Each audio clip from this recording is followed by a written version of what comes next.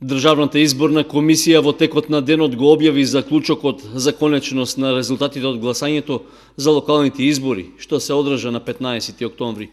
Со тоа ги потврди мандатите на сите градоначалници и на членовите на советите на општините кои го добија потребното мнозинство гласови, па тие наскоро ќе ги добијат решенијата со што и официјално ќе ги преземат функциите за наредниот 4-годишен мандат. Од комисијата потврдија дека во првиот круг на гласање избрани се градоначалници во 41 општина, меѓу кои и Кочани. Од нив 33 се од коалицијата на СДСМ, 3 од коалицијата на ВМРО-ДПМН, 2 од ДУИ, 2 подржани од група избирачи и 1 од Демократската партија на турците во Македонија. Во вториот круг на гласање, што ќе се одржи на 29 октомври, ќе се избираат градоначалници во преостанатите 33 општини, меѓу кои и во Виница, Зрновци и Чешиново Облешево.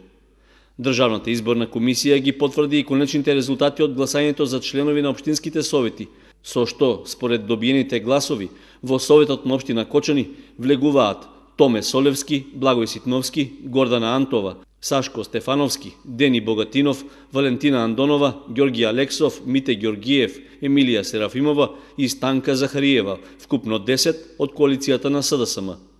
Од коалицијата на ВМРО-ДПМН има 8 советници, и тоа Лазо Митев, Ангел Максимов, Снежана Хаджипаунова, Кирил Ѓоргиев, Јордан Димитров, Гордана Арсова, Дарко Стојчевски и Татјана Лазарова-Соговска. Од независната листа мандат добива носителот Венко Крстевски. Во Советот на општина Виница 8 советнички места доби коалицијата на СДСМ, а 7 коалицијата на ВМРО-ДПМН. Во Зрновци по 4 советника имаат и СДСМ и ВМРО-ДПМН, а во Советот влегува и носителот на листата на група избирачи Владо Ристов. Ист е соодносот и во Чешиново Облешево, каде во Советот по 5 советници ќе имаат СДСМ и ВМРО-ДПМН, а советничко место добива и носителот на листата на Народното движење за Македонија Љупчо Максимов.